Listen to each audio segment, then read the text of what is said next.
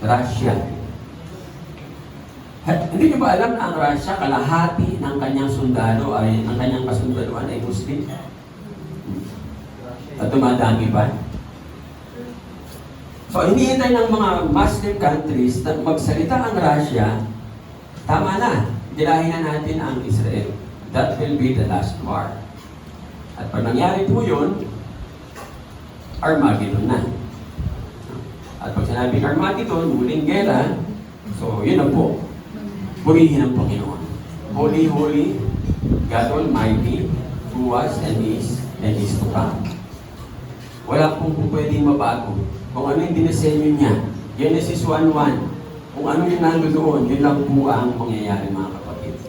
Kaya nga sinasabi sa atin ng Panginoon, I tell you the truth, whatever you bind on earth will be bound in heaven, and whatever you loose on earth will be loosed in heaven. Ano ba yung papayagan natin sa mundo? Yun lamang po ang papayagan din po ng Panginoon. So, sinasabi po sa atin dito na ang may authority dito sa mundo, walang iba kundi Satanas ba? Ang Diyos ba? Tayo. For God to intervene, ano po ang kailangan natin gawin? We really have to pray.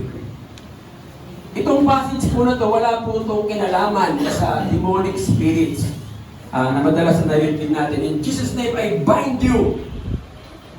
Ginagamit po nila itong Matthew 18. Verse 18. Meron po ba dyan na sinasabing tinalian ng masamang Espiritu Santo? May nakita po kayo? Wala.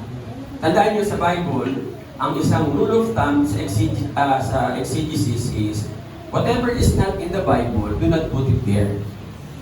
Kasi pag inilagay mo sa Biblia na wala sa Biblia, mali kagad ang interpretation. Yun po yung tinatawag na eisegesis. Marami po ang interpretation ay eisegesis. Yung meaning nila, pilit na inilalagay sa Bible. Using the passage to bind evil spirits, wala po akong nakita. Kahit basahin po yung buong passage, wala. Saan nyo makikita na tinatalian ang masamang espiritu? Matthew chapter 12. Sabi doon, bago ka pumasok sa isang bahay, kailangan mong talian yung nakatira sa bahay. Na ang tawag ay strongman. Sino ba ang tinatawag na strongman sa mundo? Si Satan. Kaya sabi doon, hindi ka makakapasok hanggat hindi mo tinatalian. Ito po mga kapatid, ang lingwaheng ginamit po rito ay tinatawag po na kingdom language. Yan po ang lingwaheng yan. No? Ano po ba ang ibig sabihin dyan ng binding and loosing? No? Ang ibig sabihin po, anumang i-prohibit natin sa mundo, puprohibit din po sa langit. Anumang payagan natin sa mundo, papayagan po sa langit. So, diba, sabihin natin, ba't dumadami ang kabaklaan? Sino may kasalanan? Diyos? Tayo. Bakit po? Pinayagan natin eh. Sa bahay nga lang eh. O, sa bahay. Diba? Nanonood ang bata. Anong pinapanood? Yung mga bakla sa TV. Pinagbabawalan ba natin? No. We permit.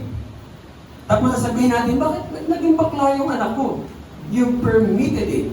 And so, ano gagawin ng langit? Susundin ka lang. Kasi tayo ang may authority. So sa bahay mo, nagkaroon ng bakla, huwag mo sisihin ang Diyos. Sisihin mo ang sarili mo. Dahil, tuwang-tuwa ka pa, pinapanood mo yung mga bakla sa TV. Akala nung anak kong lalaki, okay pa lang maging bakla.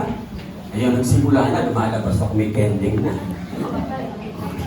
Pag-ulat ka sa araw, nawawala yung lipstick mo. Sino nag-alaw? Ikaw. Pag sinabi mong hindi pwede, sa bahay, anak, ang bakla masama. Ano gagawin ng langit? Sa bahay mo, walang magiging bakla. Kasi ikaw mismo ang nagsabi, walang bakla sa Bible. So automatic, the whole kingdom of heaven will send full force sa bahay mo.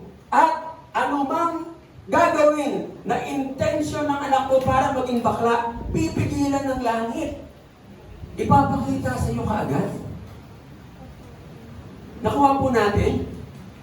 So ano mang nangyayari sa atin, wala tayong ibang sisisihin kundi ang sarili natin. Whatever we allow in our society and in our family, heaven will allow. Bakit mga anak lumalaki, hindi masunurin, kasalanan ng Diyos. Habang lumalaki yung bata, sila yung nasusunod. No? Nung bata pa yung anak mo, boxing tayo, boxing. Paano tinamaan ako? Paglaki ng anak, kinulpi ka. Nagalit ka na. Kailan mo inalaw? Nung bata pa siya. Pumayag kang kinugulpi ka eh.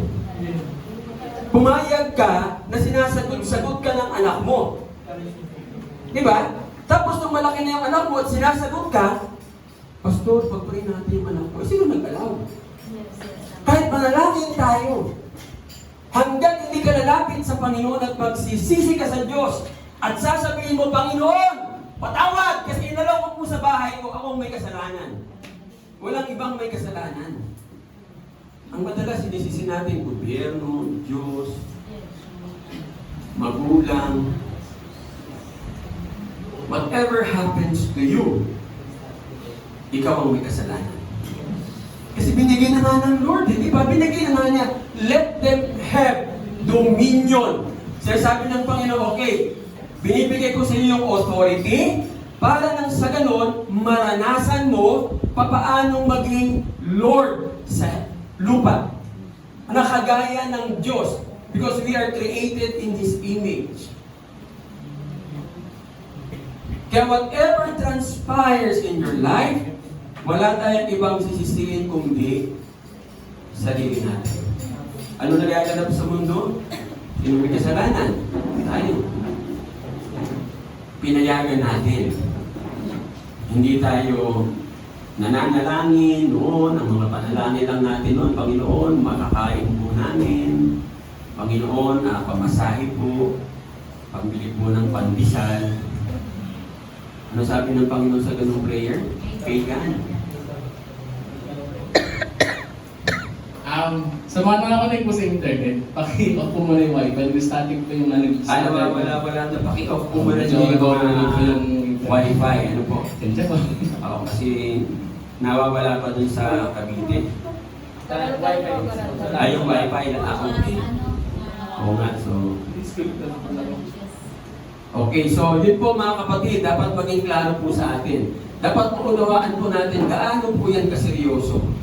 Na ang management ng mundo, totally binigay po sa atin ng Panginoon. Any evils, any illness, any sufferings, tayo ang may gawa. Pinagmamasdan ko nga si nanay sa bahay. Makati. Makati na, no? Anong sign yun? Yung kidney niya may tama na. Bakit? Maintenance. Ngayon, sino may kasalanan? Diyos? Tayo, inalaw natin eh. Ayun, yung may katawan din, may kasalanan din. Kasi, kinain siya nung tinatawag na sistema ng medisina. Na lahat ng medisina na meron po tayo ngayon na galing sa Western medicine, pag nag-take ka po niyan continuously, ano ang dulo? Ano mangyayari? Asan yung ating pharmacist? Ano mangyayari pagka nag-maintenance ka? Masisira ang kidney. Bakit? Chemicals lahat. Hindi po ba? Ngayon, binigyan tayo ng Diyos ng talino. Okay, nagtitake sila. Tayo nagbabasa ng Bible. Anong sabi sa Bible? By the deeds, you will be healed. Kailangan aralin mo lang. Ang problema, tapat din tayong mag-aral. Nasa ano na nga nasa Google na nga lahat eh. Puntahan nyo lang yung website, napakasimple. PhilippineMedicalPlan.com. Yan po ay well-researched. Pati papaano ang paggamit, papaano ang pagtimpla, nandun po lahat. Nung chinek ko po yung tawa-tawa, nagulat ako. Ang tawa-tawa ay kayang gumamot ng kulang-kulang 1,000 sakit. Tinatawanan lang natin. Ang daming namatay sa dengue. Bakit? Pilit na dinala sa ospital. Wala nang gamot sa ospital ang dengue. Tapos pagpatay na, nalaman mo tawa-tawa, sino may kasalanan? Ikaw din. Whatever you allow in your household na klase ng sakit, mangyayari sa iyo. Ako nga, nung malaman ko na ang kombinasyon ng malunggay at luya, tapos mayroong tawag ito, yung kalamansi at honey, malakas pala magpalakas ng immune system, di lagi ko na siyang tinitik, araw-araw. Kaya, ang na-notice ko naman po, ever since ako mag-take, dati kasi pagpasok ng Berman, turo sipon ko. Naalala nyo na doon tayo sa old PNCC, lagi akong may tissue. Basta Berman, at nagpipreach ako. Ang na-notice ko po, simula nang uminom ako, kahit yung mga kausap ko, ubuhan ng ubuhan, pag uwi ko ng bahay, hindi mo na ako inuubo. Iinuman ko lang. Meron ako nakaredy palagi. So, bakit hindi ako nagkakasakit? I do not allow that to myself and to my family. Kaya sinishare ko sa inyo kasi family ko kayo eh. Ang problema lang kasi mga kapatid, ang lalim ng baon sa atin ng Western medicine. Mas naniniwala tayo sa Western medicine kaysa sa sinasabi ng Bible. Tapos pag nagkakasakit ka, pumunta ka sa Diyos. Inalaw mo na eh. So, una, humingi ka ng tawad. Tandaan yung Diyos, hindi siya makikialam. Ano man ang nangyayari po sa ating buhay, reflection po ng management natin. Anything that you mismanage. Di po ba? Anong gusto ng mga doktor? Biyak ng biyak. Hiwa ng hiwa. Oy, operahan natin. Bakit may pera eh? Tingnan po ninyo, pag hiwa ng katawan nyo, gano'ng karaming ugat ang naputol? May babalik po ba nila? Ano sasabihin ng doktor? Weldingin natin. Paano mo weldingin? Yung maliliit na hibla, dito pa lang, sa bituka. Yung mga mahilig magpa-cesarean, kailangan bikinikat para hindi kita. Ano ang nakatugat? Tapos habang tumatanda ka, palaki ng palaki yan dyan mo, di mo na mapigilan. Kasi, ang daming muscles na naputol. Di ba? Oh. Ngayon, sino may kasalanan? Ikaw. Kasi nagpauto ka sa Western medicine. Noong unang panahon, mayroong ganun ba? O wala. Normal na pinapanganak ang mga bata. Sabi nga, bakit hirap? Lumalaki yung weight. Nagpapacheck up ka. At habang nagpapacheck up ka, sabi ng doktor, nung OB, lagyan natin ng vitamins. Ang Diyos, dinesign ng katawan mo ng tama ang baby. Lalabas niya ng tama. Dahil pinavitamins ka, yung bata, palaki. Bakit? Kasi gusto ng doktora, magsisarihan ka. Magkano? 100 to 200,000. Pero pag hindi mo sila sinunod, manganganak ka ng normal. Sister Heidi, si Daya at saka si Mia, walang doktor po yan. Bibigyan siya ng gamot, kukonsulta, bibigyan ng gamot, pag-uwi ng bahay, pa-flash. O pagdating niya ng ospital, lahat ng nandoon, hirap na hirap. Pag-igaan niya, tapos. Sabi naman, anong ginawa mo? Kung ano yung kasi nga, dinisign na nga tayo ng Diyos. Nakadesign na nga ang katawan natin na meron siyang sariling healing. Actually, karamihan nga ng gamot, placebo, bago ipainom. O gamot po ito sa cancer. Yung uminom, maniwala, di gumaling siya. Sino nagpagaling? Sarili niya. Ano tawag doon? Faith. Yun po ang tinatawag na faith. So, anything that happens to our body, it's our own mismanagement. Kung kayo ay sakitin, mismanagement. Di po ba? Kasi available naman yung mga gamot. Ang murang-mura pa. Nagulat na ako, ang tawa-tawa, ginagamot pala niya ang asthma. Ang tawa-tawa pala ay gumagamot ng bronchitis. Ang tawa-tawa pala ay gumagamot ng pneumonia. Gout po. Ang tawa-tawa pala ay gumagamot ng gout. Ang tawa-tawa pala ay nagpapababa, nagpapanormal ng blood sugar. Sabi ko, kasi nga, ang tawa-tawa, pag ininom mo, ang tataas ay platelets. Ano bang trabaho ng platelets? Ito. I-normalize ang katawan mo. Hindi lang pala dengue. Ngayon, bakit hindi natin alam? Kasi, ang gusto natin pag may sakit, tapos maganda na, ang mati! May tama na yung kidney mo.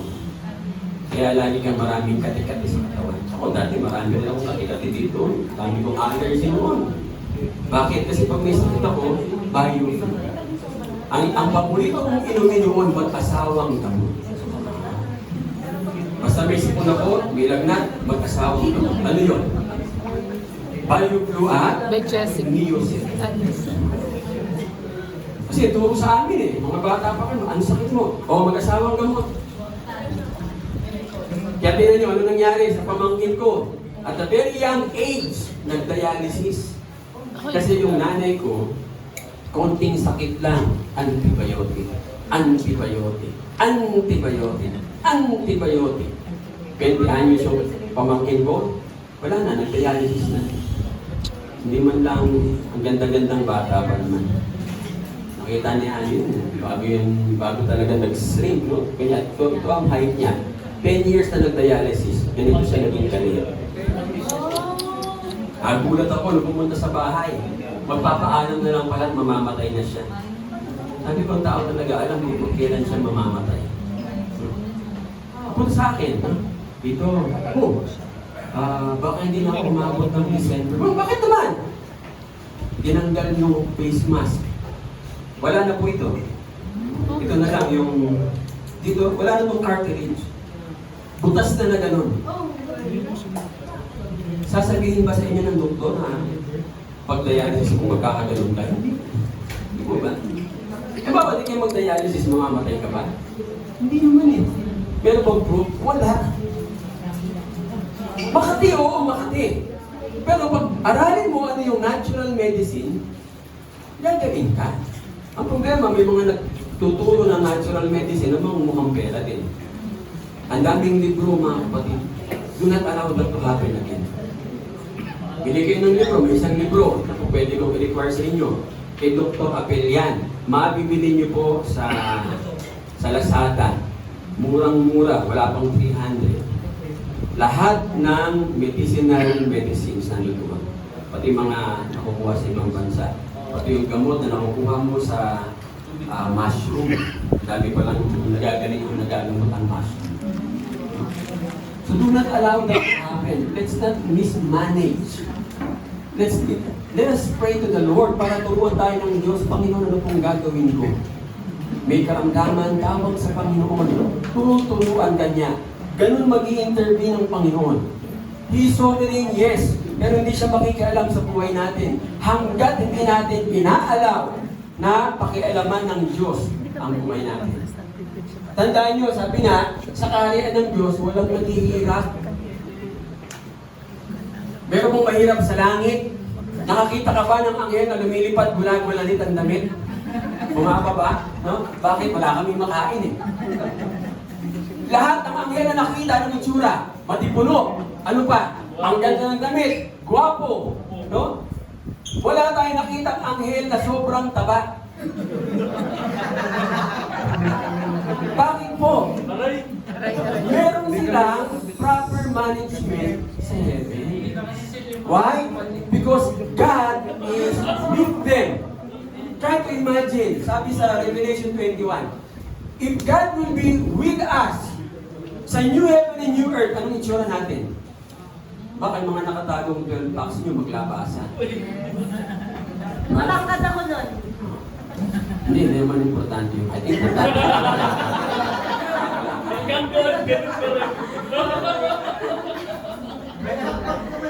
imagine ko siguro, pag nadaanan ka ng Lord, nadaanan ka niya, medyo tumataba ka. Sabi mo, lalabas yung treadmill, tapos iyan niya, isiset niya sa 100 kilometer per hour. Oh, tama na. Pagkatapos talagang pawis mo, tanggal lahat ng taba. Management. No? Yan po ang ating Diyos na makapangyarihan. Mga kapatid, from now on, huwag natin isisi lahat sa demonyo. Kawawa naman yung demonyo. Alam niyo kasi imagine yung demonyo nasa sa suyo. Ano ba yan? Nananahimik ako dito. Ako pa rin may kasalanan. Dahil sa demonyo. Kumakain ng demonyo. Tapos nabibilaungan siya. Ang dami nakakaalala sa kanya. Huwag natin isisi lahat sa kanya. Meron tayong responsibility. The dominion, the rulership in our lives has been given to us by God. Amen?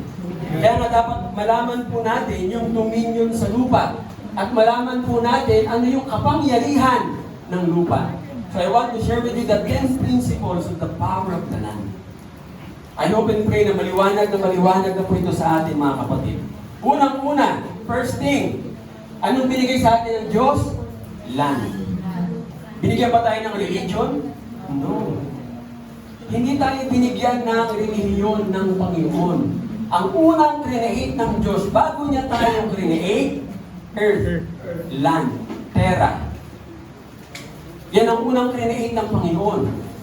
At inilagay ng Panginoon si Adan at si Eva sa isang napakagandang garden na ang tawag ay Eden. A spot, moment, presence, access, open. Hindi binigay ng Diyos ang relihiyon kaagad. Kasi ang binigay sa atin ng Panginoon ay dominion. Tayo po yung mga hari, tayo yung mga reyna doon sa kaharian ng Panginoon, doon sa tinatawag na Garden of Eden. At yun ang in-extend niya sa atin ngayon. The physical domain of a king on earth, no? Na dapat ma-exercise po natin. Bakit po? We are created in the image of God. Our God is what? King. Ano pa? Lord. So dapat na-experience din natin. Paano maging hari at paano nagmamay-ari. Eh sa Pilipinas pa lang, hindi na tayo ang may-ari. Yung National Grid Corporation, hindi na yan sa Pilipinas. Di ba tayo nagugulat? Ba't ang mahal-mahal ng kuryente? Kasi po, 60% ng national, dapat ang tawag yan din na grid, hindi na GRID, kundi GREED, National Grid Corporation. 60% po niyan pagmamayari na po ng mga SIP, ng SM. Tapos, ito pa nakakatawa. 40% pag-aari ng China. Kailan po nangyari? Yung nagmumurang presidente dati. No, Duterte. Gusto niya tayong gawing province of China. Noon pa man. Imagine niyo, pinaka-importante kumpanya ng Pilipinas, hindi pag-aari ng Pilipinas. Paano tayo magreklamo? Anong dapat gawin? Ibalik sa tunay na nagmamay-ari. Yan po ang sabi niya, isang laban na gagawin natin para hindi natin payagan na ibuli-buli pa ulit tayo. Kaya lang tayo nabubuli dahil mga naging leader natin pinayagan. If the Lord will allow, na halimbawa yung susunod na presidente o kung ito man, si BBM, kung i-allow ng Panginoon, may ayos yung aming pagpunta doon sa pagiging presidential advisor on religious affairs. Sasabihan ko po si BBM, humingi tayo ng tawad sa Diyos. Baguhin natin yung curse na ginawa ni Quezon. Ano yung curse ni Quezon? Siya ang leader ng bansa. Nag-pronounce siya ng curse sa Pilipinas na hindi pa natatanggal hanggang ngayon. I would rather see the Philippines run like hell by Filipino. I thought we are hell. Di po ba? Than run like heaven by Americans. Dapat baguhin yun. Ang sino pong gagawa niyan? Presidente rin. Kasi presidente ang nag-curse. Dapat may isang presidente na magsasalita, I would rather and love to see the Philippines run like heaven by Filipinos than run like hell by foreigners. Tingnan niyo po pag kaya nagawa, nakikita ko mababago ang ating bansa. Kasi hindi, walang sabi nga ni Canelo, walang ideolohiya, pambiyanan ako kung walang ideolohiya. Anong iniisip? Pera. Yan, nakakalungkot na realidad po yan. Si BBM, akala natin noon ay okay, yung makaupo na. Wala na rin. Pero sabi nga, siya ang leader, tulungan natin. No? Tulungan natin ibalik yung yung dapat para sa mga Pilipino. Pangalawa, ano yung nawala natin? Religion ba? What we lost is land. When Adam and Eve rebelled against God the Father, the King drove them out of the garden which is called Eden.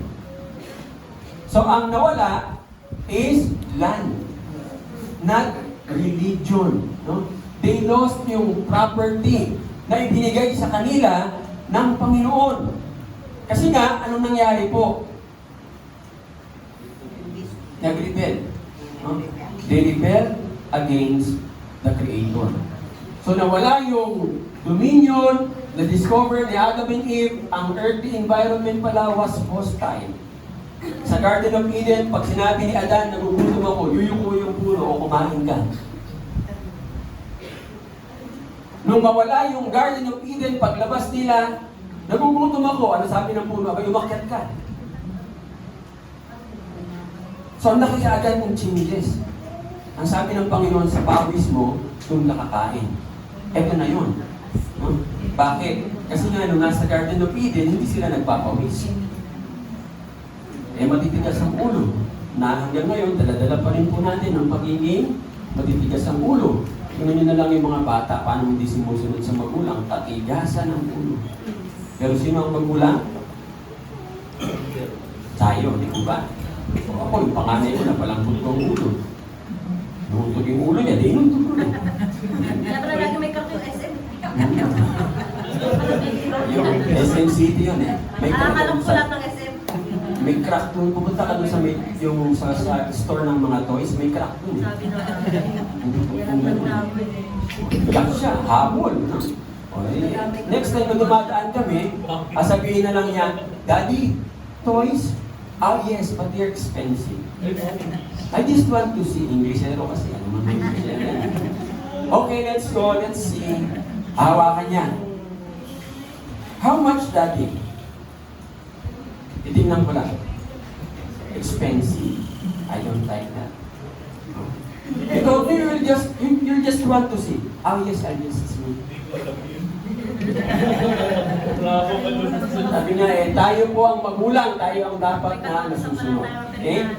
Anong pangako ng Panginoon kay Abraham? Anong pangako ng Panginoon kay Moses? Land. Lupa. No? Sabi nga, ang lupa, yan ang dapat na i-possess natin. Dapat magkaroon tayo ng kanya-kanyang property. Murihin ng Diyos, magkakaroon tayo ng mga property, no? Kahit yung mga bata rito, eventually, magkakaroon kayo ng sarili niyong lupa. Yan po ang, sabi nga, ay binigay sa atin ng Panginoon. Fourth principle of the power of the land is real. Real wealth is the land. Kaya nga, anong tawag dyan? Real estate. Ibig sabihin, the rest are not real. Ano mang hawak mong kayamanan ngayon, maliban sa lupa at yung nanggaling sa ilalim ng lupa na ginto, silver, no? Yan lamang po ang totoo. Yung iba, wala. So the only real wealth is the land. Ang problema, napakaraming tao ang nag-a-acquire ng kung ano-anong commodities. Tapos pagdating ng liberation, Walang halaga. Alala ko ano natuloy eh. May dala-dala akong pera. Naghahanap ako ng mabibilhan. Wala. Tinignan ko yung pera ko, sabi ko, wala pala talagang halaga ang pera pag dumating ang time ng taggutom. Huh? Lahat ay nakapila, lahat ay gustong makakain. Hindi ko pwedeng sabihin mo, ay, pastor ako. Pakialam po sa'yo. Gutom lahat eh. Walang value ang money nung unang sigwada ng mundo. Doon ko po nakita yung katotohanan. Pero tandaan natin mga kapatid, kahit ano po ang mangyari, hindi nawawala ang value ng lupa. Tama po ba? Huh? Kailanman. Sabi nga, ang lupa, habang tumatagal, pataas ng pataas ang value kahit sa difficult times. Kaya kung gusto po natin ma-ensure yung ating prosperity, mga kapatid, no? At yung ating mga anak, mag-focus po tayo sa pag-acquire ng land. So meron po tayong pagkakataon na binigyan tayo ng Diyos ng lupa na i-acquire dyan sa Tanay. Nasa akin na po yung court decision. Binigay na po sa akin ni Bishop Nino. Sabi niya sa akin, basahin mo, aralin mo. Ha? At tingnan mo, paano natin madidistribute yan. Eh wala si Kasesa nung araw na yun eh. Eh hindi sa kanya naibigay eh. Paano kaya yung Kasesa? Bishop! 145 hectares. Actually, ang sabi ni Bishop, basta lahat na nasa church, bigyan mo pinipili sa hektarya.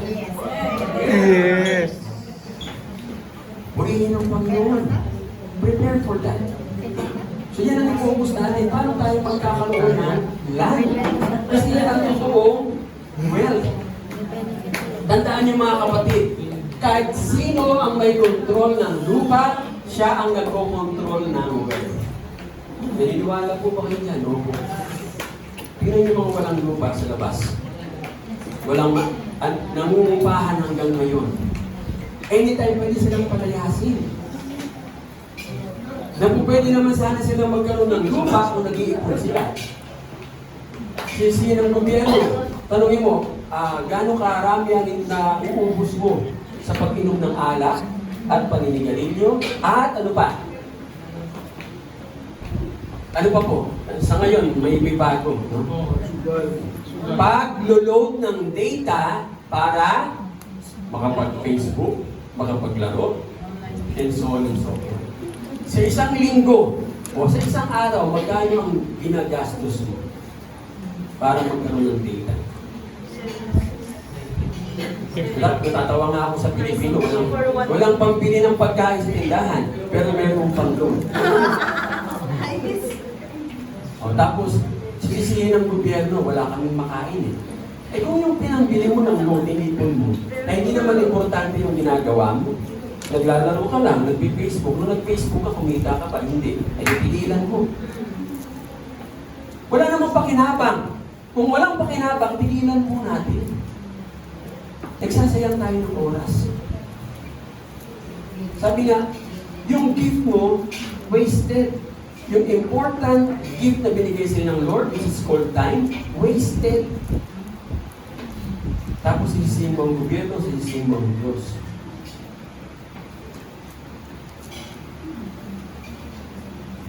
If you control the land, you control the wealth. Tingnan po ninyo, may isang, nakita ko lang po yun sa internet eh. Parang, I think sa Nebraska, no? May isang building dyan na malapit sa airport na pagkataas-taas na lahat ng Nebraskans galit. Bakit po? Kasi ang may-ari ng building Hapon, hindi Amerikano. At prime lot. And yung owner nun controls yung room sa buong lugar na yun. Pag mapunta kayo ng Nebraska, tanungin nyo mga Nebraskans tungkol sa building, mumurahin nila yung may-ari. Pero wala silang magawa. Because he owns the land. Anyone who owns the land controls it. And remember, smart people, no? Sino yung mga smart people? Kingdom-minded people go after the land. Why? Bakit po? Kaya ang ganda nga nung business ni Remy. lupa. Yun ang totoong business. Kasi habang tumatagal, pamahal ng pamahal. Lalo na ngayon, meron tayong maraming mga lupang i-acquire. No? Meron lang tayong hinahanap na developer. Pag makuha po natin yung developer, number one sa Remy na taga-benta. Siya na ang magiging Bro. ang kagandahan mo, hindi sweldo. Pangit kasi pag sweldo eh, no? Kumbaga, taga-benta si Remy, pero ang kanyang position, part owner siya ng company. So yung kita ng company, hinahati-hati. Di po ba? O kung gusto nyo magkaroon din ng web, mag-seminar kayo kay Remy. Nakita ko yung mga insurance, that's not the real wealth. Bumabagsak ang insurance. At niloloko pa tayo ng mga nag-insure. Pag kukunin mo na yung pera mo, hirap ka na. Pero nung inaalokan ka, madali lang po ito. Bakit hindi mo makuha yung pera mo? Wala yung pera mo eh. Yung pera mo ginamit, pinaikot. Kaya bago ibigay siya, pinapaikot-ikot ka, ang daming papel, o dapat ito. Eh kung inipon mo lang sa bahay mo yung inihulog mo sa kanya, anytime, pwede mo kunin. Di po ba? Anytime, pwede kang bumili ng property. So if you want real wealth, mag-aral po kayo ng real estate. Paano magbenta? Lalo na ngayon, mga kapatid, sinasabi ko po sa inyo, kung iaalaw ng Lord, I was praying, Lord, give us 15 years more para ma-spread namin ang gospel of the kingdom of God. And in that 15 years, nakikita ko inihahanda ng Lord yung wealth. Ito na nakaraang meeting lang namin, napaka-successful meetings. Ang dami po naming meeting na ginawa. Sabi nga ni Kasi, saan kayo nagpupunta ni Camilo? Wala eh, nahahatak ako. No? At pagdating doon, meeting, hanggang siyempre, ang hinaharap po natin, lupa. Nagsimula lang yan doon sa Antipolo. Kaya sabi nga ni Bishop, kung sakasakaling hindi natin kayang tablahin yung kalaban, no? O meron na tayong 145 hectares. Magsawa sila. Ngayon, yung mga kumukontra, doon sa grupo nila Sister Stella, ay doon kayo sa labas. Maghanap kayo ng lupa niyo sa kalsada. At basta yung under doon sa United Front of the Kingdom of God and Philippinism, meron na po kayong property. Yan, yung mga batang ito, sila Nicole, yung mga property na kanino. Ganun katindi ang blessing ng Panginoon sa atin. Okay? Number 6, true wealth is in the land. It never loses its value. Halimbawa, bumili ako ng lupa, no? Bigyan ko kayo ng example, yung property namin sa FT Guzman. Nabili po ng nanay ko yun, 25 pesos per square meter. Ang laki po nun. No? Iba lang, naglaban dahil may nag-aangkin na iba, natira sa amin, nasa 60 na lang yata. Pero ang value nun, as against nung binili ng nanay ko, magkano na ngayon ang per square meter sa Marikina? Magkano na po, brother? 35K. Oh yun, 35,000. 25 pesos per square meter. Noong galit na galit pa yung tatay ko. Kasi nung magbili namin, yung kalsada, bahain. Huwag lang umulan ng konti, hanggang dito po ang baha sa binti. Kaya puro kami may alipunga. Ay, alipunga. Pagdating namin sa eskwelahan, talaga namang sumisimple kami sa siya kasi ang ating nag-aaral. Disimple ka sa siya. At doon ko po natutunan ko anong gamot sa alipunga.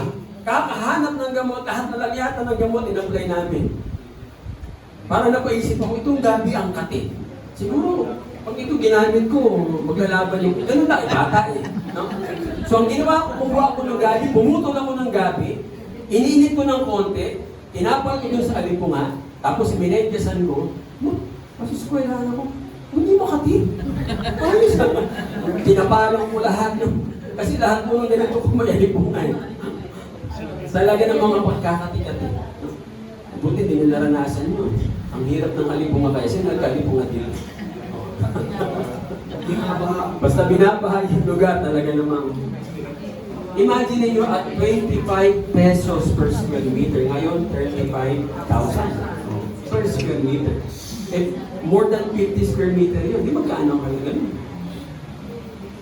As compared nung bili ng nanay ko. Yan yung gano'ng makapangyarihan ng lupa. Kaya yung makukuha niyo noon sa Tanay, huwag na huwag po ninyong pababayaan. Kasi anytime, no? Sabi nga, yung lupa na yan, tataas lang yan ng tataas. Darating ang time yung Tanay, magiging parang syudad na yan eh. Bakit po? Kasi yung isang organization, they're planning to put up a satellite, ang tawag doon, satellite community ba? Malapit doon po sa property ni Bishop Nino. Pag sinabing satellite community, merong school, hospital, merong malls, church, lahat na nandoon. So ngayon wala pa, idea pa lang. Pero meron ng financier. At may property. So, pag nakakuha kayo ng property doon, tapos itayo yung community na yun, sabihin natin magkano, piso per square meter. After na maitayo yun, sushoot agad yun. Napaka-powerful po na yan. Pero ito ang matindi po mga kapatid. 7th principle, na-amaze po ako sa Bible. The meek will inherit the land. Hindi yung mayayabang. The meek, no? Sabi ng Panginoon, blessed are the meek, for they will inherit the land. Ano po ba ang meek? Humble po ba ang meek? Mas ano pa sa hamon? Ang meek po sa Bible ay gentle, discipline. Ang meek ay yung Greek word po niya, yun din po yung ginagamit sa salitang yung kabayo na from the wild, tapos na-tame mo, same horse, same power, pero gentle na siya. Ang tawag doon ay bronco. So once na naging bronco ang kabayo, same power yun, pero napaka-gentle niya, napaka-discipline na niya. So pag sinabi pong meek mga kapatid, ibig sabihin under discipline. Under discipline saan? Sa lahat. Communication with God, under discipline sa relationship, and so on and so forth. Yes, you are powerful. Pero hindi mo binibitawan basta-basta kung hindi kailangan bitawan. Kontrolado mo. At sabi ng Panginoon, itong mga taong ito, sila ang mag-i-inherit ng land. Kaya pala, yung mga taong hindi discipline, walang namamaan ng lupa. Kahit gaano kayaman. Kung nakilala kong milyonaryo doon sa Paranaque, actually, bilyonaryo siya. Pero ngayon, nakatira, no? Sabi ng mga taga doon, yung buong lupa na raw na yun sa squatter area, sa kanya. Ngayon, ang tinitirahan niya, parang ito lang ang laki. Yung mag-share ako ng Bible sa kanya. Pero doon pa rin ang tawag sa kanya. Kung manamit, talagang hindi lalabas ng walang cane. Kasi yung simbolo ng pagiging doon eh. At puro puti, no? Puti dito, puti ang sapatos. Yun ang kanyang simbolo. Pero wala na siyang lupa. Bakit? Walang disiplina. Akala niya hindi mauubos ang wealth. So brothers and sisters in Christ, be under discipline in everything that you do. Maging disiplinado sa paggastos ng pera. Ha? Hindi yung porke may pera ka, gastos ka ng gastos. Ako, nung bata ako, bago ko bitawan ang 25 centimos doon. Bakit po? Kasi pinaghihirapan namin noon eh. Para po kung magkaroon ng baon sa eskwelahan, naglalabada ako. Kasama ng nanay ko. At sa paglalabada, yung ibabayad sa nanay ko, bibigyan ako ng 2 piso. 25 pamasahe. Tapos, 25 pang merienda na yun. No? Meron ka ng soft drinks, may tinapay. Magkano lang nun ng soda? Mulat kayo ha? So may natira pa akong 50 centimos. Itatabi ko ngayon yun.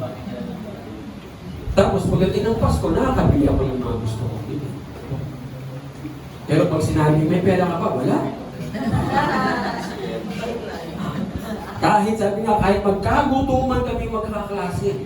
Sino ba manlilibre dyan? Ay, pera ko. Ay, bilig ko. Pero meron ako nakatago. Kaya sa pumami kasabihan namin, kahit sunugi mo, kundi ako nangangamoy sila. So be disciplined. No? Maging disiplinado po tayo. Paggastos ng pera, disiplinado sa pagkikipagrelasyon, disiplinado sa pag-usap. Ako natutunan ko na isang principle, yung pag may kausap kang mga tao, huwag kang maingay. Huwag kang masalita. Bakit? Akala nila matalino ka. Natutunan ko po yan. In-apply ko sa lahat ng pinupuntahan namin ni Bishop. Siyempre, si Bishop, magsasalita niya. Ako nasa isang sulit lang. Maya sabihin mo, yung Bishop yung kasama ko po, si Bishop mukhang maraming alam, hindi gano'n magsasalita. Sinabi ko, kala nyo lang. Hindi ko talaga alam pinag-uusapan nyo. Binigyan ako sa Bible, okay. Pero so, natutunan ko lang natutunan. Kasi lagi akong kasama ni Bishop apprentice. No? Pero niya si Bishop, napakatindi niya, bubulatin ka. Hindi ka kasi sa akin, ginulat. Nagribali ka, nagulat siya. Ano masasabi mo sa kingdom?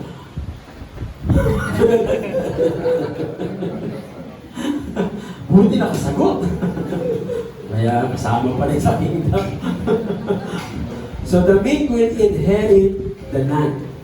And land is the only estate that is dead. DM estate is the only property na sabi nga, wala yung ating pakisaksak na po. Yan lang po ang property na truly lasting value na pwede natin ipasa sa ating mga anak. Anong sabi ng Proverbs 13:22? Basahin natin. 1, 2, 3, go. A good man is an inheritance for his children's children. So pag walang naipamana, you are not a good man. Saan mo naubos yung pera? Nakakalungkot. Maraming lalaki naubos ang pera sa babae, sa bisyo. Gaya na ikwento ko sa inyo, si Ka Jerry, no, yung naging member ko sa Cavite, sa Tansa. Sinisisi na ng gobyerno. Ganun siya sa gobyerno. Bakit? Kasi yung bahay niya, natayo niya, pero yung likod at saka yung side na to, walang dingding. Sabi niya, ano mo, pastor? Dahil sa gobyerno, hindi ako nakapagpadingding. Grabe ng gobyerno yan. Kung binibigyan ako ng gobyerno ng tamang sweldo, may dingding yan. Hindi inupuan ko siya. Kapatid, magkano yung gin? Ito? Ano ito eh? 30 pesos o. Ilang pesos ka umiinom? Sa isang araw, may isang tatlo. O magkano na gastos mo sa araw? Dahil niya, 90. Ano may pera ka pala? Magkano yung lawanit? Ay magkano na naman lawanit doon? O, challenge ko siya. O sige, ganito. Huwag kang iinom, ha? Pagka hindi ka uminom ngayong araw na to, yung pera mo dodoblehin ko. Boy siya. Napasubo naman ako. Inausap ko naman yung may-ari nung parang, ano doon, yung warehouse. No? Eh, born again na siya, kakilala ko, member ng church. Kung ako, dodoblehin natin yung pera ni Jerry, ha? Maakin natin sa load niya. Kapagdaan ko, dumadaan ako sa bahay niya, unang kong dadaanan bahay niya bago yung binabible study ko. Pagdaan ko, Ka Jerry, ano, kumusta? Basta hindi ako uminom. Okay, akin yung pera mo. 90. So, dudoblehin ko yun. Dadalhin ko kay Maya. Doblehin mo yan, ha? Pagdaan ko, Ka Jerry, ay, uminom ka. Paano yan? Walang doble. Okay lang. Hanggang eventually, nakakaipon na siya. Nung makaipon at nakita ko sakto na 2 lawanit mabibili pati mga pako, sabi ko sa kanya, halika, bili tayo ngayon ng lawanit. Bili kami. Nasa construction siya eh. So, inayos niya yung bahay niya. Pagkatapos tinanong ko siya ngayon, sino ngayon may kasalanan? Gobyerno, ikaw. Hindi siya kasalanan. Alam niya siya may kasalanan.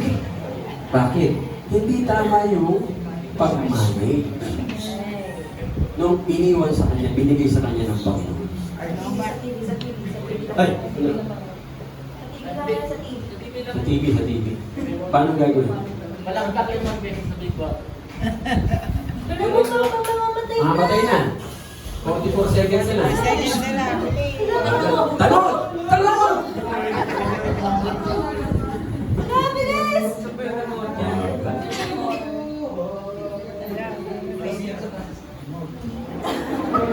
Yan na. 2, 1, 0. Ikutin mo na lang dito. Ito lang dito. Gitna sa gitna. Gitna daw, gitna. Sa gitna, sa gitna.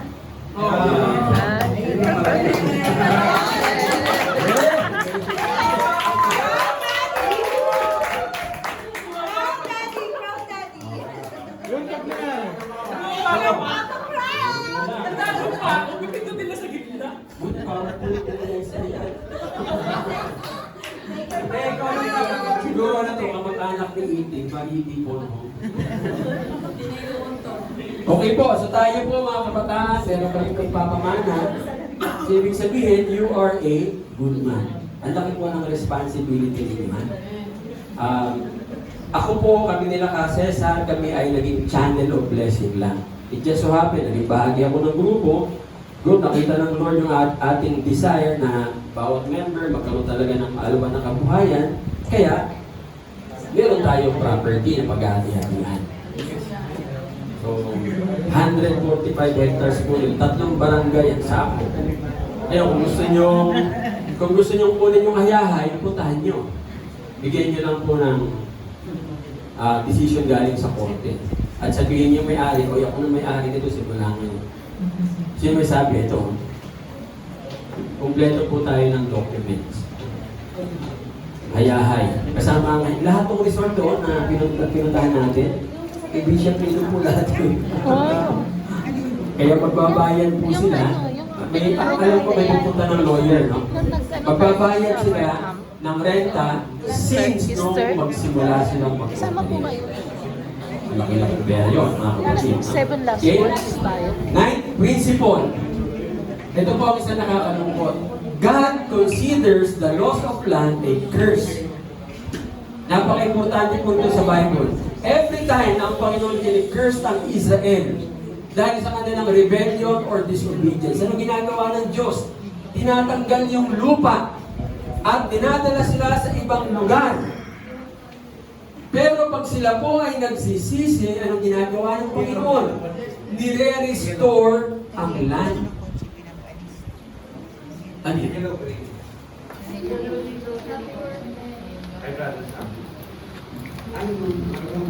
Yellow, green, ha?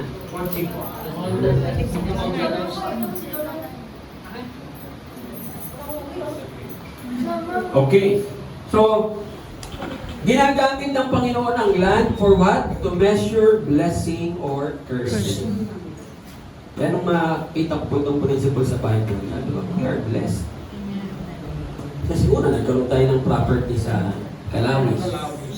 At yung property na yun, pwede pa pala natin i-extend. Kasi nakausap na natin yung totoong may-ari ng Calawis. At nagsabi sa akin, ano gusto mo, Pastor? Extend mo pa? Pero opo, siyempre naman. Kaya kalabang ko lang po doon mga dumagat. Pero sabi niya, hindi, meron tayong decision sa galing sa korte. Pati yung hanggang doon sa baba, pwede po natin i-extend. Kasi siya po lahat ang may-ari ng bundok ng Calawis. Kaya sabi ko nga, we are blessed. Why? Because the Lord gives us land. Amen. Sa napagandang lupa, pupuntahan namin yung BRT. Alam niyo yung BRT? Department. Doña Remedios Trinidad? No, wala. Daniel Amen. Napakaganda ng lugar na yan, parang nasa Baguio, no? Sa lamig. At yung may-ari noon, pupuntahan po namin yon para tignan at ipapasubdivide. Kaya kinausap ko yung pamangkin ni Ani, si Engineer Ame, no? Sabi ko sa kanya, payag ka ba na hindi ka swelduhan? Ikaw ay part ng company. O nung kita ng company, kahati ka. Kaysa ako na sweldo ka lang. Eh okay naman sa kanya. Sabi ko, simula pa lang ito ng partnership. Kasi mas marami pang i-develop. 200 hectares po yun. na i-develop. Diyanti. No? Bibig lagi. Doon niya, may Diyos. Trinidad. Malaki. Yan po ang 200 hectares. Ang ginawa ng kapitan doon sa lugar, kumuha siya ng ano sa DNR, tapos yung mga tao niya pinatira doon. At sila kunyari ang may may-ari. Dumating ang totoong may-ari. Wala silang magagawa. Kaya ngayon nagkaroon na lang ng settlement. Kaya meron pong mahigit 100 hectares na gagawin sa subdivision. Ano po ang requirement lang? Meron lang po kayong pag-ibig. Kung wala kayong pag-ibig, humanap kayo ng pag-ibig. Sa gobyerno po yun. So we are blessed. Why? There's so many lands. Ngayon, paano mawawala sa atin yan? If we will rebel. Magre-rebel, pa tayo. Alam niyo kung anong lupa na meron tayo ngayon? Double, triple po yan. May bibigay po sa atin. Pwede naman tayong mag-request, no? Sabihin natin doon sa may-ari, kahit po wala kaming pag-ibig, bigyan mo na po. Bayan naman siguro. Kasi kabahagi naman po kami sa mga tumatrabaho. Binigay ng Panginoon sa Kanya. Okay? And, last one, restoration of the land is a blessing. Amen. The Lord has restored the land to us. Alam niyo, nung makuha natin yung kalawis, ang pakiramdam ko agad, we were blessed. Because it's in the Bible. The land is important. The land is so powerful. Tandaan niyo, without a land, there is no domain. And without domain, there is no king. We have a land. 10 hectares. Yung 10 hectares pa na, mahirapan na tayo pag-hati-hatian yun. Anong ginawa ng Panginoon? Nag-pray ako noon, sabi ko, Lord, may 10 hectares lang po kami. Panginoon, yung hindi karapat-dapat sa church, alisin mo po. Na hindi karapat-dapat makasama doon. Sinagot ako ng Panginoon. Answered prayer po. Kasi noon pa man, nung mabili yung property, iniisip ko, pagkabili pa lang, nung malaman na may property na, di ba nakaagad ka? Ito amin to ha? Dito kami ha? Ano Panginoon? Pagka dito po magkakagulo kami dito sa kalawis. Kaya yung lang ko po yun, nanalangin po ako araw, doon po ako natutong mag-pray hanggang ngayon. Talagang sabi ko, Panginoon, yung hindi po karapat dapat alisin mo. Kung siya lang, kung sino magpupos ng gulo doon sa kalawis, Panginoon, alisin mo po. At yung sa pinita mo, Panginoon, na karapat dapat na wala dito ngayon, na kung pwedeng maging kabahagi doon sa kalawis, ibalik mo po, Panginoon. Nakikita ko, ginagawa na ito. Ang bilis nga ng sagot ng Lord sa akin na alisin mo, alis ka. Isang gabi lang. Tapos, kaya ka nagulat ko, di ba? Tsaka gagamitin tayo ng Panginoon, hindi lang doon sa kalawis, marami pa. Marami pa tayong pagkasal ng Brother Pete. Ang Panginoon, napakabuti po sa atin. Amen. Amen? Amen. We are so blessed. Why? We have so many lands. Yes. Yung mga lupa na yan, hindi ka nakakainin. Ang gagawin ko dyan sa 200 hectares, 145. Ano ba, bigyan kami ni Brother Pete, ni Kandilo ng 20 hectares. Ang sarap yun. Diba? O gano'ng kalaki pa kailibingan namin? Gano'ng kalaki yung litio? 6 by 4? Gano'n lang yun. Diba? 20 hectares. Ang gagawin? Pamigay nyo yan. Sabi nga, everybody happy. Dapat sa church, lahat masaya. At kayo lahat dapat kayo pakinabang. Alam mo sa Tanay, napakataba ng lupa. At napakaganda ng lupa. Kahit anong itanim mo doon, huwag lang kayo magtatanim ng bata. Kahit anong itanim mo. Pilit nga ako doon yung dragon fruit, doon lang nabubuhay. Wow. Kaya ang problema, yung taniman ng dragon fruit, lupa ni Bishop. Kaya ang may-ari, pastor, kilala ko. Kasama ko pa dati sa GCA. So pumuntahan ko siya, kapatid, sorry. Mamimili ka, magre-renta ka, o kukunin namin. Magrenta na lang. Ano naman. Pero pagka, halimbawa, nakuha niya sa pakiusap si Bishop Tino, okay na. No problem. Diba? Si Bishop Tino ang mag-decide, ako po ay administrador lang. Pag sinabi, o ito, dito. Ha?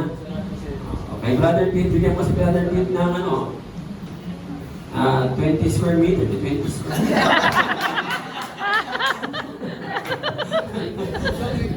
Si Brother Pete pa, no?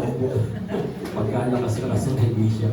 Okay, tayo po ay kings of the new earth. Tandaan natin as citizens of the kingdom of God. Tinuruan tayong pumunta sa langit. Sabi ng Panginoon, hindi, dito kayo sa lupa. Even si Prophet Isaiah, tingnan po yung pagkakasabi ni Prophet Isaiah. For this is what the Lord says, He who created the heavens. Ano daw siya? He is God. He who fashioned and made the earth. He founded it. Anong kasunod? He did not create it to be empty, but formed it to be inhabited. Eh kung nasa langit tayong lahat, anong tsura ng lupa? Wala. Yun ba ang disenyo ng Diyos? Never. Tandaan niyo, ang Panginoon, ang disenyo niya, nandito tayong lahat, nandodome tayo sa mundo, kasi tayo nilikha para dito. God created earth for people to live in. At napaka-committed ng Diyos dito sa mundo. Tandaan niyo yan. Ha? Kahit warakin ng kung sino man ang mundo, because of God's commitment, gagawa siya ng panibago. Nakita niyo gano'n niya kamahal ang kanyang creation. Warakin man doon ng gera at wala ng pakinabang, gagawa ang Diyos ng panibago. Para kanino? Doon sa tama na titira sa lupa. Bahagi po ba tayo doon? Amen. At nawa pagdating ng bagong langit at bagong lupa, no? Bumababa, di ba? Galing sa langit, hindi ka kasama sa madadagan sa ilalim. Sana pagbaba niya, aangat ka. Andito ka sa taas. Mahirap yung pagbaba, nailpit ka. Ngayon po tayo sa taas. Amen? Amen. Sama-sama po tayo mga kapatid. Tandaan natin, God's program, ano yan? So God's program never changed. He is committed to His plan for earth. Committed po siya para sa atin, dwellers on earth. Ano po ang pangako ng Bible? Full resurrection para saan? Sa mga kingdom citizens. Are we citizens of the kingdom of God? Yes. So magkakaroon po tayo ng bagong katawan. No? Ang katawan po natin ay glorified body and we will live on earth forever. By that time, pwede na po nating masabi, merong forever. Sa ngayon, walang forever. Kasi lahat mamamatay, lahat mawawala. In the meantime, ano pong gagawin natin? I-practice po natin papaano yung rulership, papaano yung dominion. Saan tayo magsisimula? Ng rulership. Saan tayo magsisimula ng dominion? Our Father, who art in heaven, holy be your name, your kingdom come, your will be done, saan? In earth. Ito ka magsimula. Bago ka magsimula ng dominion sa iba, i-rule mo muna yung sarili mo. Kung yung sarili mo hindi mo kayang i-rule, wala kang karapatang mag-manage. You will never be blessed. Yung rulership na lang, yung pagising sa umaga, papasok ka, di ba? Ang pasok mo alas 8. Nagising ka 8:30.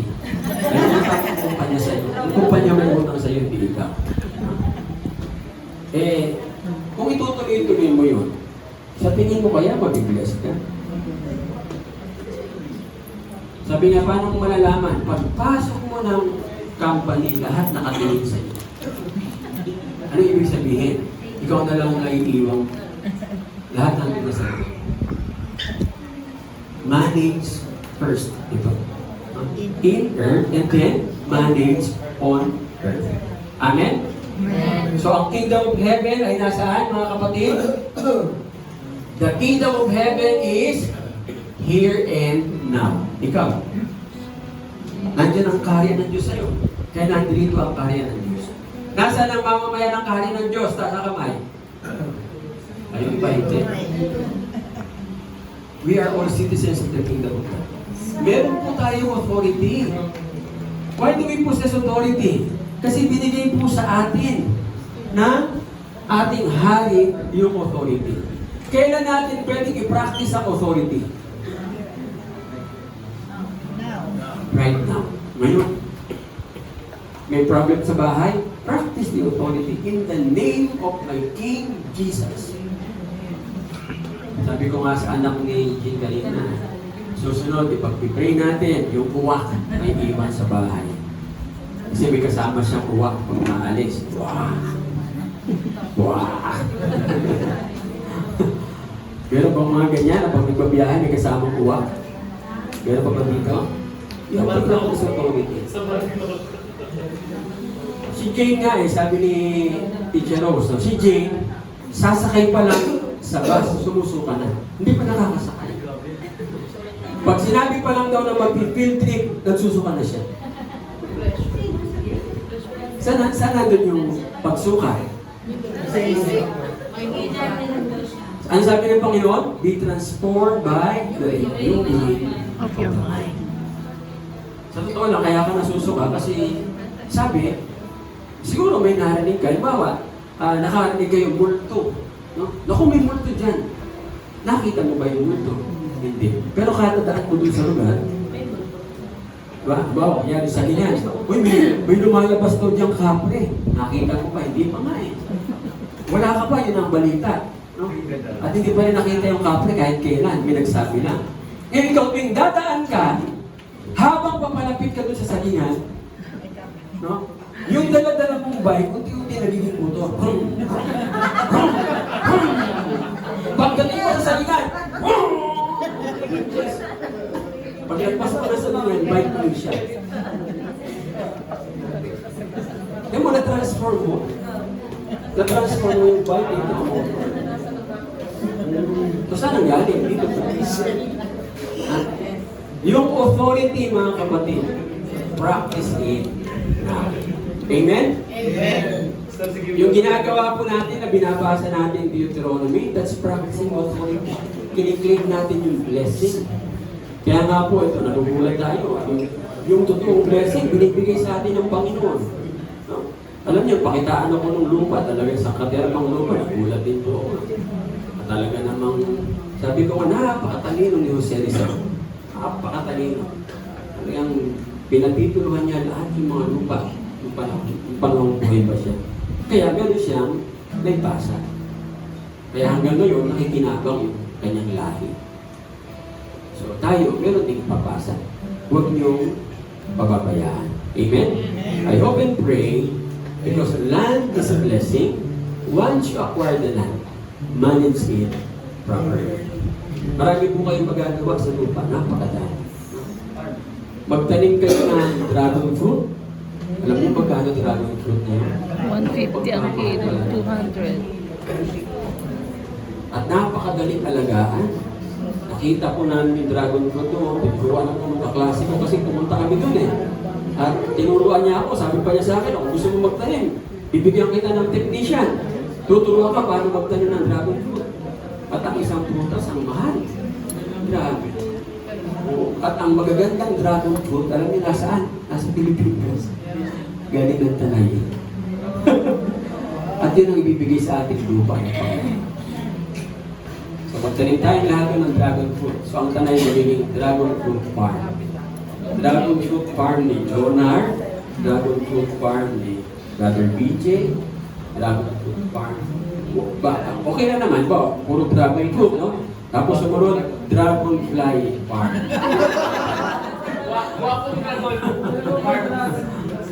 Mga kapatid, we're so blessed. We're so blessed.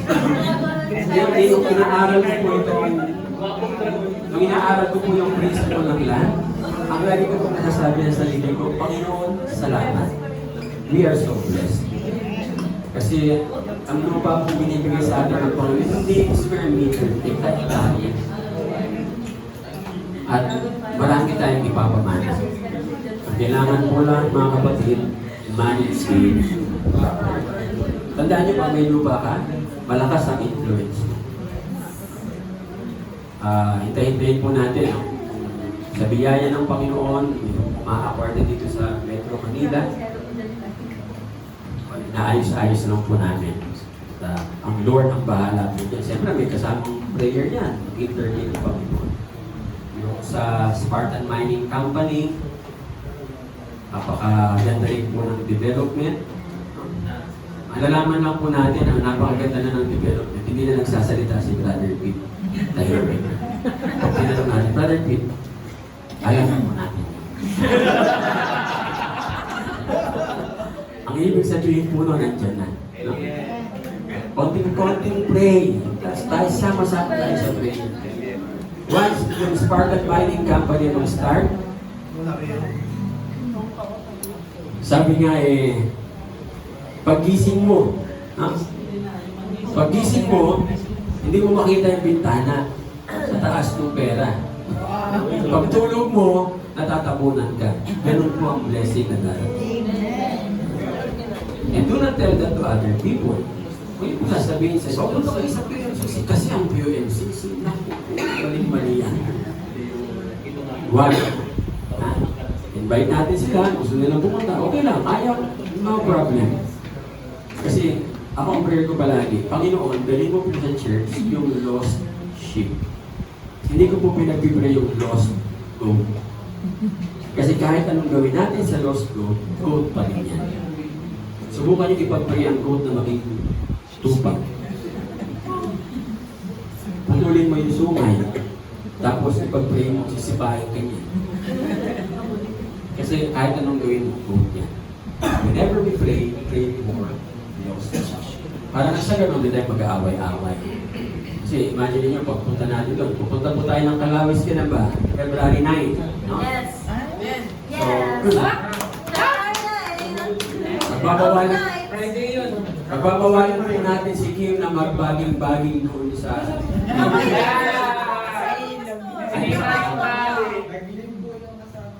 Ha? Naku po, wala tayong makikita magbabag. At makikita po ninyo kung gaano kalaki yung property, yung mga ilog po, no? Sabi natin, makabili na tayo ng 4x4 by that time para makaakyat hanggang doon, dire-diretso. Apakaganda po ng property natin. Sa ngayon, marami na po siyang saging. Kasi tinaliman na ni Pastor Jan. Meron po tayong caretaker doon. Ang usapan lang po namin, hanggat wala kami dyan, ikaw mag-harvest ng saging. Pero pag dumating kami, ang sagot naman niya, opo Pastor, pagdating ko sa inyo lahat yung saging. Okay naman. Maliwanag naman. So ngayon po, kumikita siya. Kumikita siya kasi magaganda po saging to, malalaki saging to. Ang bentahan ng saging na, magkano isang kilo? 15 pesos ba? Isang kilo 15 pesos. Paglabas mo ng Kalawis, pero piraso na po yun. Doon, per kilo. Ang pagkagaganda ng mga saging. So, pupunta po tayo doon, makikita niyo po yung property. Date, anong night? Feb 9? Walang mag-aaway. Anong araw po yun? Walang pagkasabi na, ay, amin na to, nauna na ako dito. O kaya amin, nagkakagulo na tayo.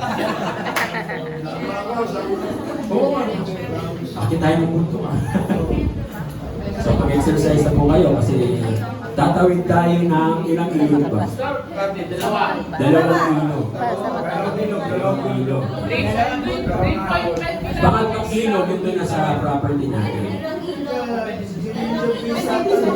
Ayun daw. Dalawang ilog, 10 bundok. Sabi niya. Sabi ko, ang tarik na ako, okay na daw lang. Maganda po. Actually, siya nawala yung ano niya. Si Capidjo. Ang problema, hindi na siya makakasama ngayon na kaya. Okay po, magdala po ngayon ang mga maraming mapagalagyan na saging, mangga. May ube. Klase ng mangga meron. May ube po, ube. May mangga doon na yung maliliit. ginagamit sa pangsalad ba? Baho. Uy, masarap. Uy, masarap yun. Dami eh. Masarap yun sa bago. Mabubulo, ang dami po. Ulan sibuyas. Ay, nasulat. Para sa inyo maaga kasi may lalakad tayo. Talaga. Ngayon, mamaya siguro pag-usapan natin habang kumakain. Okay? Be prepared, no? Oo. Chinese mo Eh, di, wala kang lupa. Kasama yun, ang kasama nangyari, lahat ng kasama, sila makakapagsukat. Kung ilang kasama, so yun, gagawin natin. Ilang mga isusukat na namin. Pagkasama si Edward, may lupa si Edward.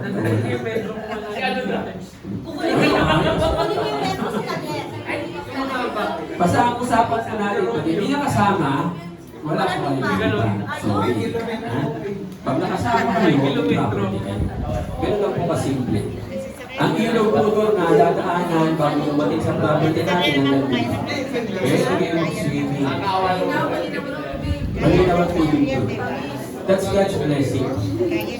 Wala po tayong pinagmamalaki diyan kasi ang pera po na galing ay sa Panginoon.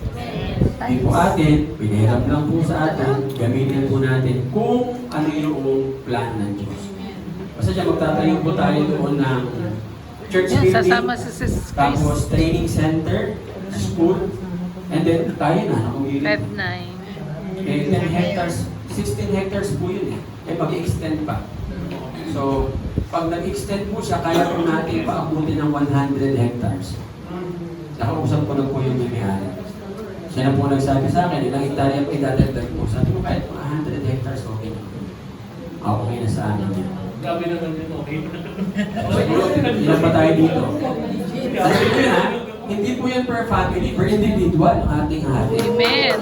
Ikaw, nangyari, nakasama si Raven, may lupa siya. Alex, sama ka. Para may lupa ka rin doon. Panana niya. Sama ka. Sino kasama? Kalawis. Kasi sabi nga, you have the blessing.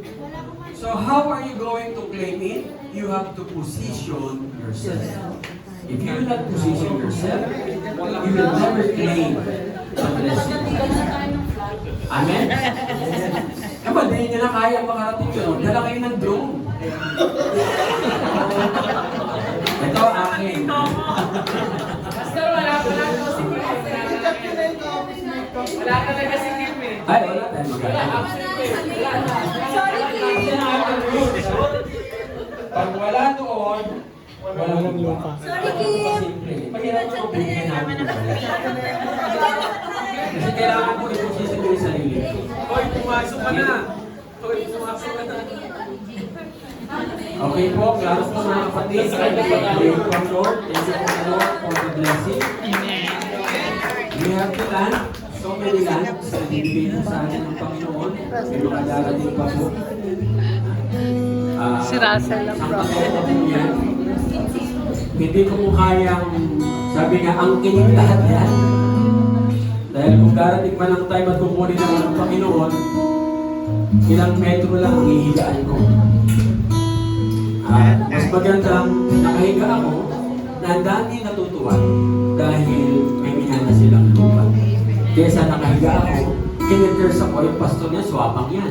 Dahil naman ako nabubuhan ko ng kwenta yan. Dapat pagdadaan yung mga tao, sabi, yung pastor na yan, naku, dami. Natulog. Napapahaya yan. Dami. Purihan ang Panginoon. Amen? Kahit wala ako sa ating communion, pasalamatan po natin ang Panginoon, no? Totoo lang ako, every morning that I wake up to pray, nagumuma po ang aking galak. Lalo na kung lumipas po itong nakaraang meeting namin, talagang maawa po ang aking galak. Dahil sabi ko, Lord, who am I?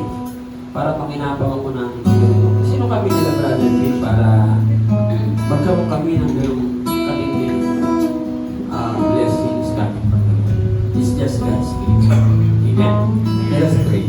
Father in heaven, we thank you for the blessings Father, for these communion elements na nasa amin pong harapan. Salamat, Lord, kasi ang mga communion elements na ito reminds us of how great you are, how loving you are, and how you love each one of us, Lord, sa period season. Given the plans that you have for us, plans to prosper us and not to harm us, plans to give us a hope and a future. Thank you, Father, and we claim that right now in the mighty name of Jesus. As we partake of these communion elements, Lord, may this remind us of the great love that you've given to each one of us. We are not worthy. We are not claiming anything, Father, na kami po ay may privilege or rights. The only thing that we have is a relationship to our King. Therefore, we will partake of the elements in Christ's name we pray.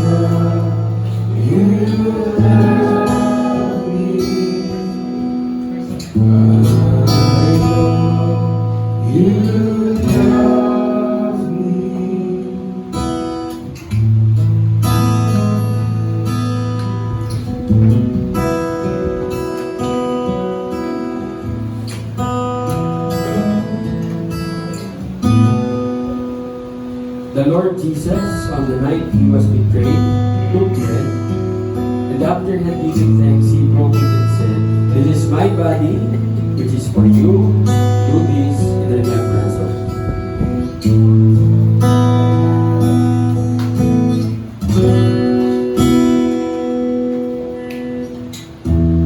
At the cross I bow my knees, where your blood was shed for me. With the greater love than this, you have overcome the grave. Your glory fills the highest place. What can separate me now?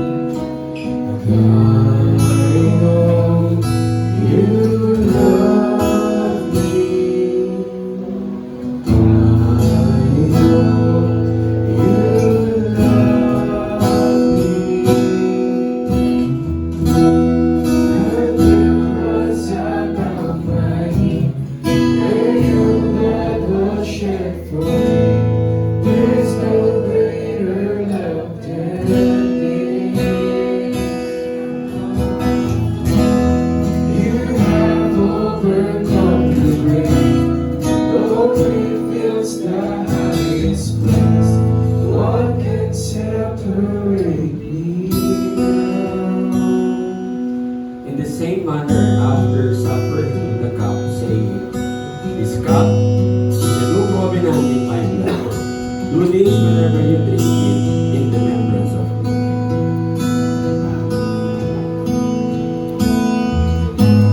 For whenever you eat this bread and drink this cup, you proclaim the Lord's death until he comes.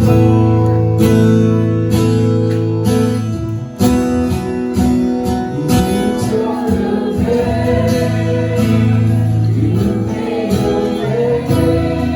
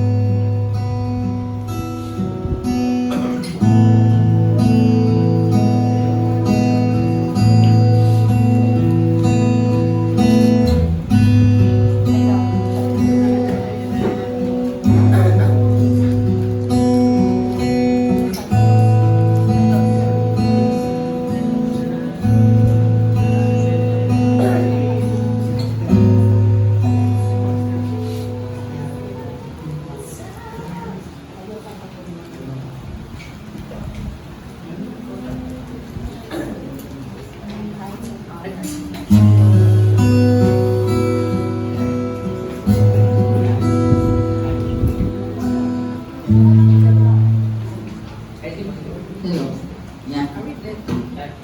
Are we blessed po? Amen. So my heart is full. I hope kayo din po. Your heart is full. Sa message pa lang po ay talagang nakaka-bless na. And mararanasan na natin. At mararanasan natin yung nakalagay sa Jeremiah 29:11. Yung hope and prosperity na ipagkakaloob natin sa Panginoon. Bless tayo sa ating bishop. Bless tayo sa bawat isa. So it's just but proper na ibalik po natin sa Panginoon what truly is Him. So sabi po sa 2 Corinthians 9 verses 6 to 7, but this I say, he who sows sparingly will also reap sparingly, and he who sows bountifully will also reap bountifully. So let each one give as he purposes in his heart, not grudgingly or of necessity, but for God loves a cheerful giver. So talaga po ang Panginoon ay sa puso tumitingin. So sa Bible nga po yung puso ay hindi yung heart mismo. It is the core of who we are. So balik po natin sa Panginoon kung ano yung para po sa Kanya. Because the Lord is blessing us bountifully. Let us pray po. Panginoon, kami po'y nagpapasalamat, Lord, sa patuloy na pagpapala mo po sa bawat isa. Mensahe mo pa ng Panginoon, salita mo pa ng Panginoon, ay bless na po kami. Dalangin namin, O God, tulungan niyo po kami, Lord, sa mga blessings na ito na darating, na i-manage po namin ng maayos at huwag po namin makalimutan na ang lahat ay sa iyo nang galing, Panginoon. Even, Lord, yung finances na na-acquire po namin through our business and our work, turuan mo kami palagi, Panginoon, na ibalik sa iyo ang karapat-dapat. Bless mo po ang bawat isa, O God. Bless mo po ang bawat family, bawat negosyo, bawat trabaho po, Panginoon. Kaya po nagpapatuloy kami, nagpapasalamat sa iyo, Panginoon. Lord, we pray that you will accept our giving to you, O God. We bless you, Lord, and we bring back to you all the glory and praises. Amen and amen.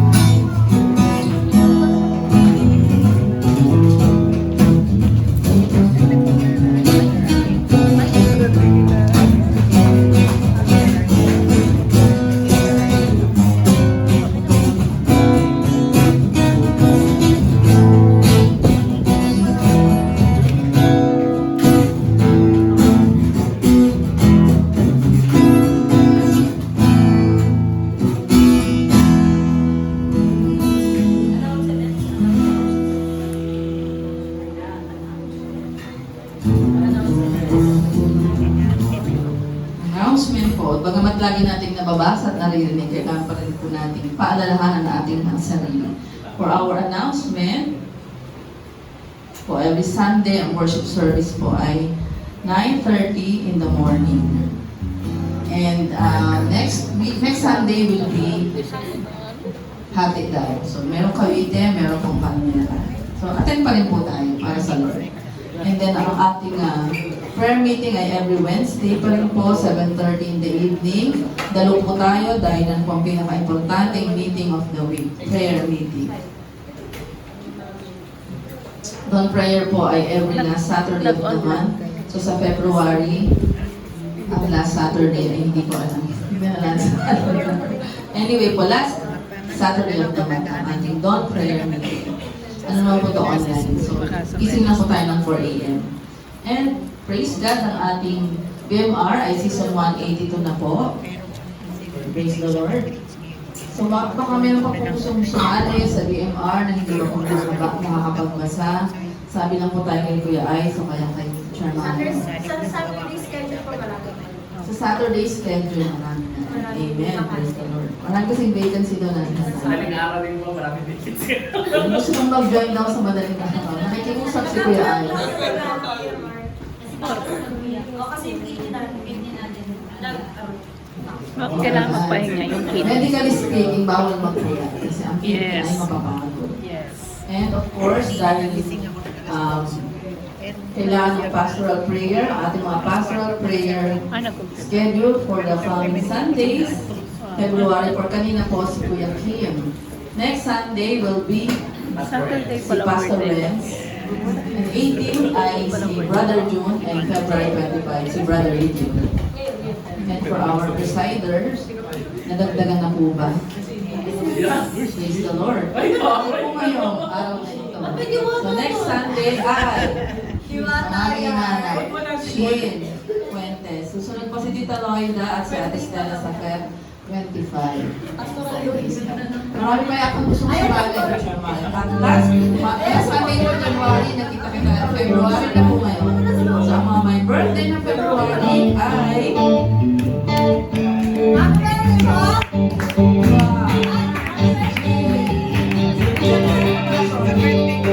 Meron papansin siya no? Birthday na.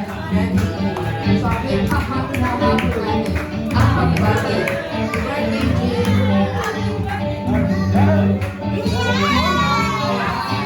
Nasa harapan ko, happy birthday, February. John Paul. Mga artista. Ang katabi ka na artista nanay. February 17, si Sister Donna.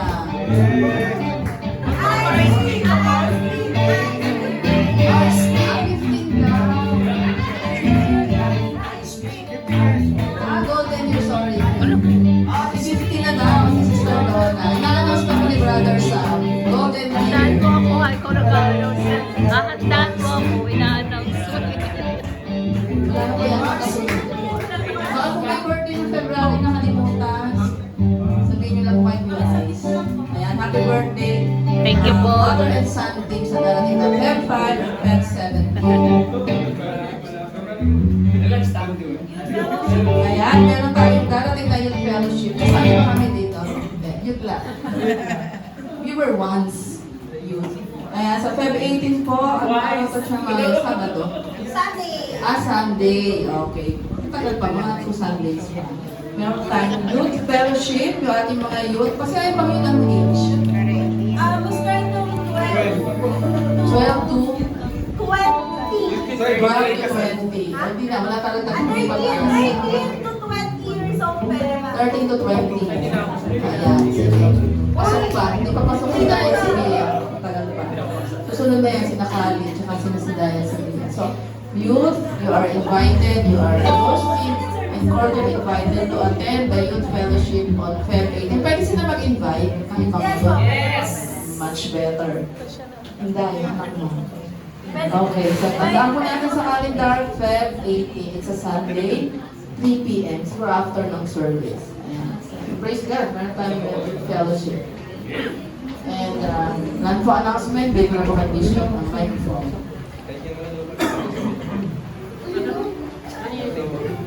Birthday bukas. Pero ngayon ka magpapahis kayo. Kaya ko lulusot ka. Wala lulusot ka. Happy birthday.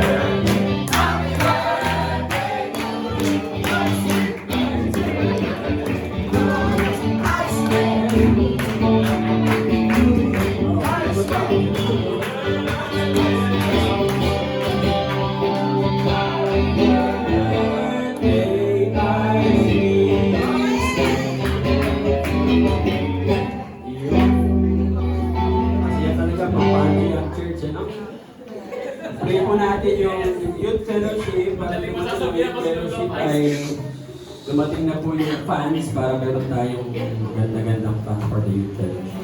Amen. Po, sige po, tayo po tayong lahat. Let's pray. Father in heaven, we are grateful, thankful for the joy and laughter that we have in your presence in our needs. Thank you, Lord, that you have blessed this church, blessed each one of us. Itulong mo, Panginoon, na maging mga good managers po kami, being under discipline.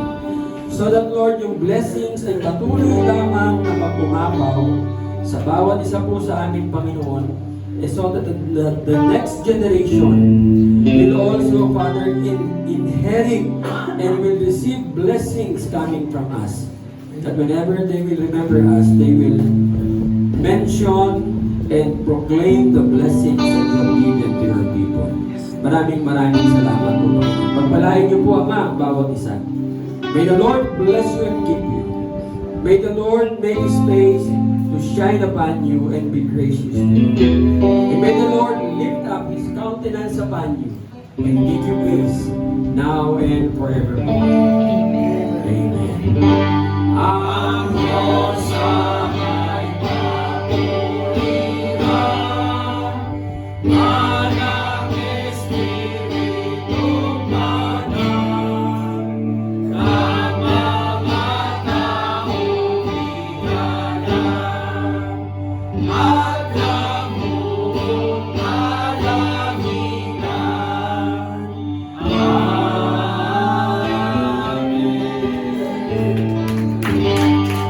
Basahin po natin and claim natin yung blessings in Deuteronomy 28. Mapapasahan Sa ang ating lahat ng mga pagpapalak ito, susundin ko ang Diyos kung si Yahweh. Pagpapalain niya ako sa aking mga bayan at sa aking mga pamumuhi.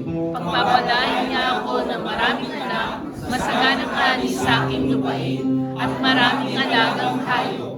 Pagpapalain niya ang imbangan ng aking inaning bukid at ang mga pagkain nagmumula roon. Pagpapalain niya ako sa lahat ng aking gagawin. Ang mga kaaway na magtatangkad lumaban sa akin ay matatalo ko sa tulong ni Yahweh. Sasalakayin nila ako, ngunit magkakanya-kanya sila sa pagtakas. Pagpapalain niya ang aking mga kamalig at lahat ng aking gawain.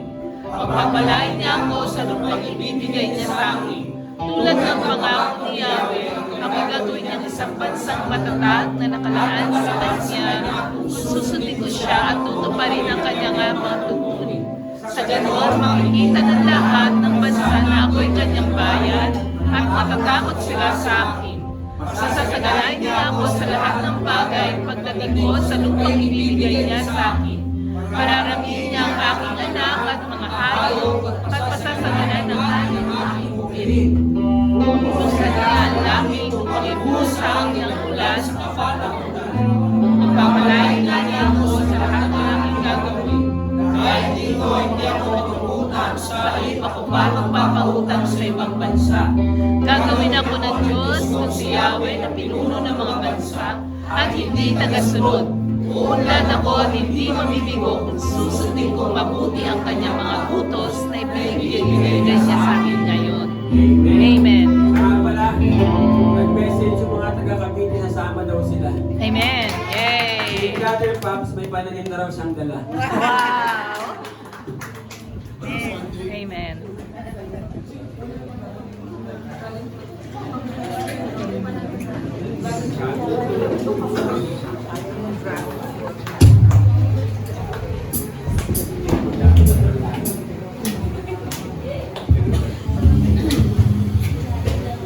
So, yan. Bago po tayo mag-iwahiwalay, ulitin po muna natin ang ating last song. Sa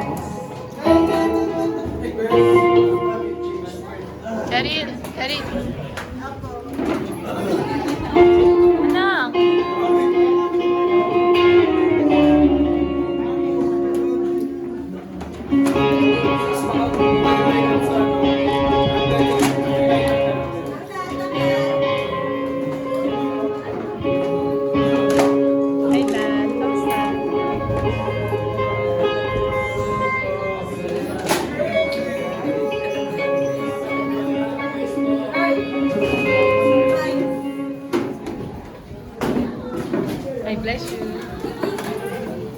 Nakakawal kayo ng mic.